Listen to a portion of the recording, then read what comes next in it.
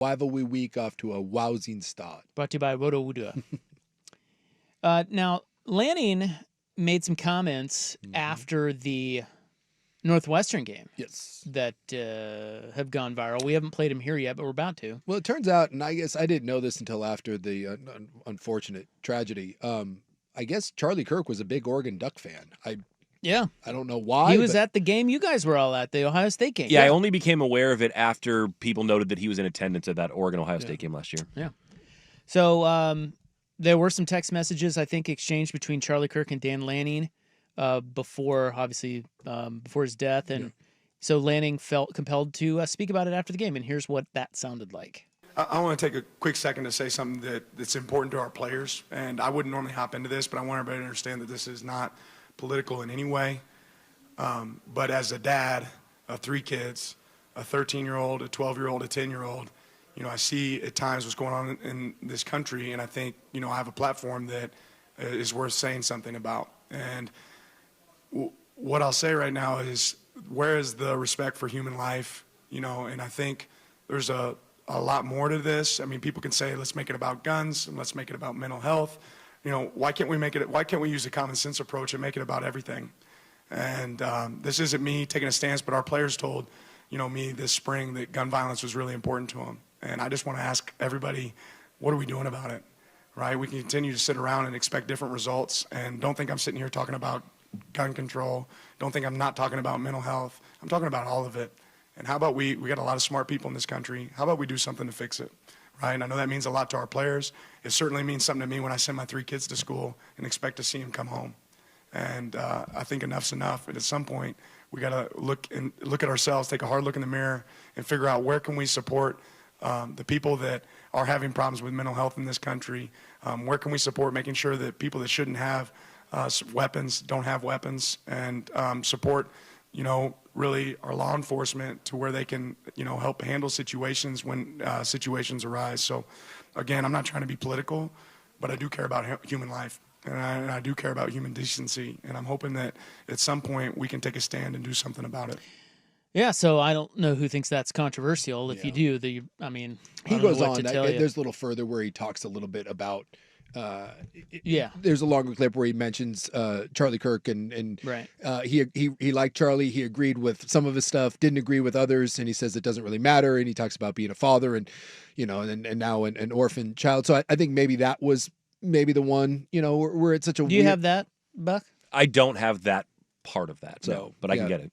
It's just we're at this weird point where if you mention that name, you're either one side or the other simply by mentioning the name, or if you have compassion, or if you don't, or you say that you liked him or you didn't like him, automatically you're put into a camp, and it's such a divisive thing, and it's a really scary time. I talked about this when. Well, hold on. That was. I do think that we played the wrong clip for you. Yeah.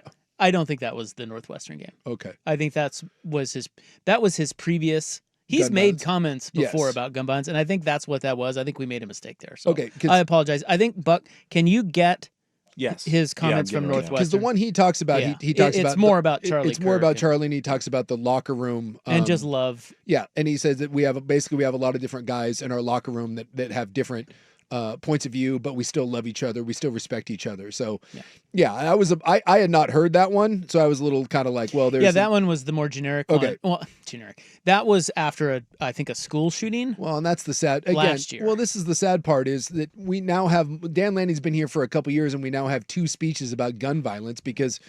I mean, my God, there's a new one every other day. In fact, I think it was the day of the Charlie Kirk assassination. There was another school shooting, I believe, in Colorado. The world could learn a little bit of something from our locker room because we got a bunch of people with differences. And what you got in there is a bunch of people that love there. And there's some people that'll be disappointed about how much I said about this, right? And there'll be some people that are disappointed that I didn't say enough, right? And I really don't care, right? What I do care about is if you disagree with me, if you hate me, if you don't like me, just know this, I love you. I absolutely love you, right? And life matters. And that's no way that Charlie should have experienced that. His family should experience that. There's no way that evil should exist in this world. And we have to continue to identify it and point it out and make sure that it's absolutely evil. There's no reason in the world that our kids, we should be worried about sending our kids to school. It's our most valuable commodity in the world. They should be protected. And the reality is there's just not a lot of common sense on both sides.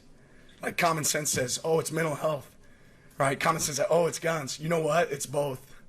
Like, let's have some common sense. Our kids should be the most protected thing in the world, right? They should have armed guards at every school because there's sick people. There's sick people in this world, right? And on top of that, sick people need help. And it should be really hard for a sick person to have a gun. It should be really hard, right? And if people can't see that from both sides, how disappointing is that? But I just know, like, when you see moments like that exist right now in our country, like, I just think about my kids. And I remember I saw that video, and it's disgusting. And I just told him, like, man, I hope my kids don't see that video. Like, how much does that suck? I hope Charlie's kids never see that video.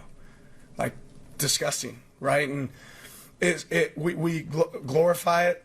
We praise it. You know, people are internet warriors, and those are sick people. And at some point, we need to go look at sports, because what our football team has is it has people on both sides of the fence.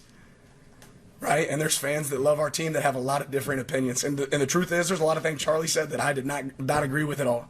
There's a lot of things he said that I did agree with. But what's disappointing is I can respect those differences. And somebody else couldn't. And they thought that they deserved to be God in that moment. And they didn't.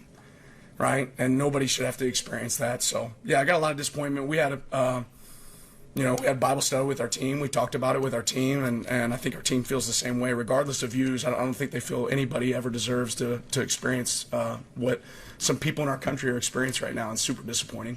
So, yeah, that's what he said after Northwestern. Thought it was a great message. That's a real guy right there. Yes, it is. Dan Lanning. And more people. Again, locker rooms, sports oftentimes is the worst of us. It can be.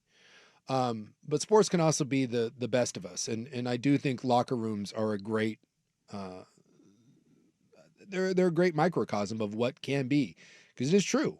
A lot of people inside that locker room are going to be very different, and you're going to get white, and you're going to get black, and you're going to get Hispanic, and you're going to get Islander. And, you know, you have so many different points of view, but you come together as a team. And I love that he said there's some things that I really agreed with and some things I didn't, but I can respect those differences. And that's what I just, on my Friday sign off, that's what I said. Dude, call someone that doesn't agree with you. Call a family member, call a friend of yours that you know doesn't agree with you, and just tell them that you love them and that it's okay, that you don't, life's boring if we all agree on something. But it doesn't mean that we have to be terrible to one another. And it doesn't mean that because someone doesn't see the world the way you see it, that person should be canceled, or that person should be fired, or that person should be, shamed into thinking that they're a terrible person because they don't view it the same way you do. And I thought it was a really important message that Lanning had there after that. Oh, Ooh.